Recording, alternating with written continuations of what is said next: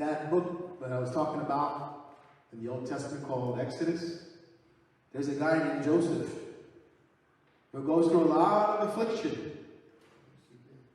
Okay? When your brothers hate you enough to debate whether they're going to murder you, and instead throw you in a pit, and then go, you know what? Forget that. We'll just sell them into slavery. You must have been not the favorite child among your siblings. You see, Joseph was the favorite for his father, but not anybody else. And he learned a lot. He learned a lot while he was in Egypt. It wasn't easy. He spent a lot of years in prison. So don't look down on people that have been in prison, because Joseph spent a lot of time there. But Joseph gets to reunite with his brothers. You know what he says to them? He says to them, you intended this for evil, but God intended this for good. Because now I get to save you, my family, and everyone else in Egypt. Sometimes we don't have the full picture. I know we're used to this. We go to a movie, we sit down, and we go, all right. And in the end, this is what's going to happen. It's predictable. The hero's going to win, and this is what's going to happen, and that's how it's going to happen. And we expect that our life is going to go the same way. And when it takes a weird turn, we go, this is not supposed to happen. Don't think that Joseph didn't think that. There's another man named Job. He thought that. What's going on here? What's going on? You know what his friend said? You must have done something wrong. What are you talking about? He said, you guys are crazy. I haven't done anything wrong. In one day, this man loses his family, his home, his house, everything he owns, and he gets disease all the way up and down his body. And his wife finally says, why don't you just curse God and die? I mean, you must have done something wrong, his friend said. No one had that many problems happen in the span of a day. Don't we say that sometimes to people? Well, what did you do? Jesus' disciples asked him that. He said, I don't know if you remember this, in John, the 9th chapter, verses 2 to 3, he goes and heals a blind man who was blind from birth. People knew that this man was blind. Clearly, if you're blind from birth and now you're a grown man, everybody knows who you are. So what did they ask him? They said, was it his parents or was it him that sinned that caused this blindness? And Jesus answered them, it was neither. Neither this man's parents nor this man sinned, but that the works of God should be manifested in him. In other words, I'm going to show you what God's really about. They didn't understand because at the time the Jewish theology was that if you sinned, you had something bad happen to you. You got struck with blindness, you were crippled, all these other things that would happen to you. This was going against what they thought. It's kind of what we think. He's a bad guy. He shouldn't have all those things happen to him. But that theology doesn't work when it's a good guy, quote unquote. When it's somebody that is righteous, how does it work? You see, sometimes God wants to perform a miracle in your life to teach you a lesson.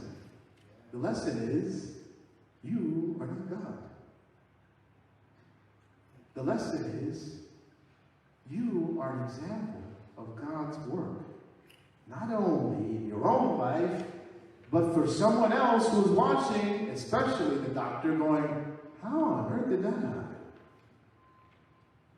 You see, once in a while, God gives us a wake-up call in our life, and a lot of times we dismiss it. I got lucky. Some people say, I got lucky. No. You got a little piece of God. God in action. We always ask, where's God? How come he doesn't speak to me? How come I don't see him? How come he's not striking me with lightning? Sometimes he's just striking you with a miracle, and you still can't accept that. Other people can see it. Why can't you? The problem is that we don't have all the answers. We don't know everything. So sometimes it's frustrating for us. Here's the thing. David wrote in Psalm 119, verse 67, "Before I was afflicted, I went astray, but now I have kept thy word." You want to see a crazy life? Read the life of David. One of the most famous kings in all of Israel's history. But his family life was a disaster. A disaster. People were constantly trying to kill this man. People he served, his own family. I mean, really, if they ever really want to do a real good series, the life of David would be amazing. But all these songs that he wrote, he understood something. That the affliction that he was going through actually drew him closer to God. Have you ever noticed that when things are great, we really don't care about coming to church? You ever noticed that? I witnessed that. A lot of people ask a lot of questions when 9/11 happened. They said, where is God in all this? Why did all these people die? And it struck me. And I thought to myself, God has always been here. You're just realizing this now, aren't you?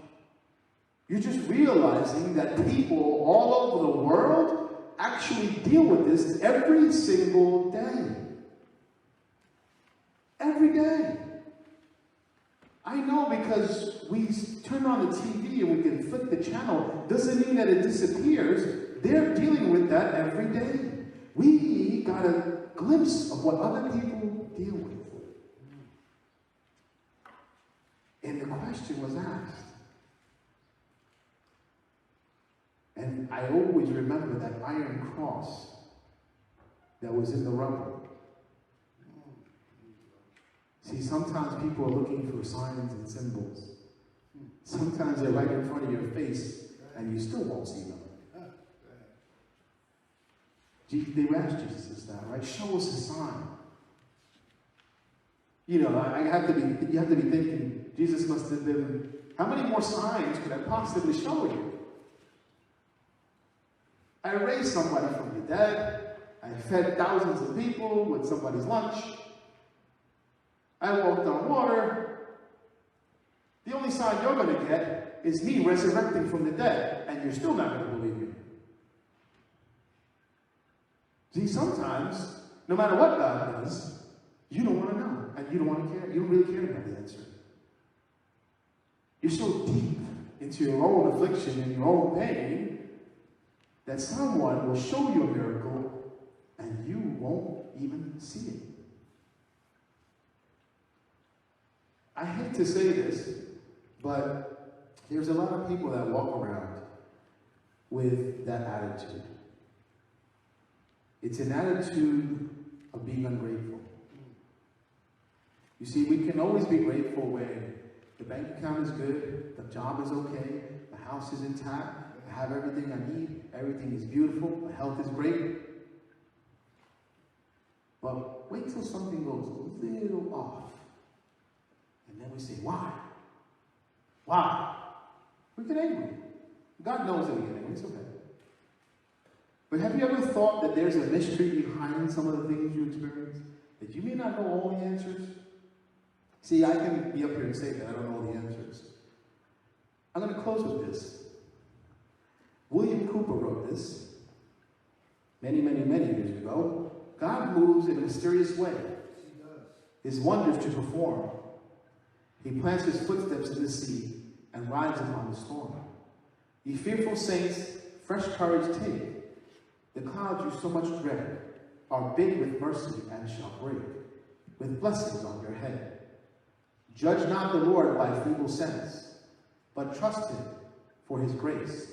Behind a frowning providence, he hides a smiling face.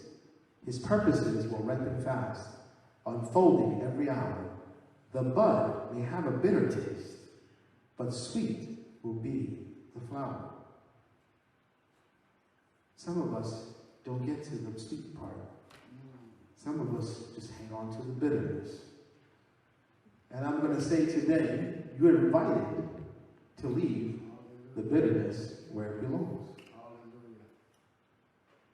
You see, Jesus said, be of good cheer. I have overcome the world. Think about that. Sometimes we know. We get used to kind of saying verses. And I've been that way. We kind of memorize them. We see them on walls. People have plaques in their houses. But sometimes we don't really resonate with it. What does that mean to overcome the world? The world's a pretty big place with a lot of things going on. But Jesus said, I have overcome the world. Think about that. He didn't say your politics have overcome the world. He didn't say your guns or your armies or any other things that you may have or your philosophies. He said, I have overcome the world. He said, I am the way, the truth, and the life. Yes. Oh, thank you, Jesus. Everybody's searching for that. They're searching for truth. They're searching for a better life. Meanwhile, they have it right in front of them. The miracle is already in front of you. All you have to do is accept it. The miracle of grace is in front of you every day.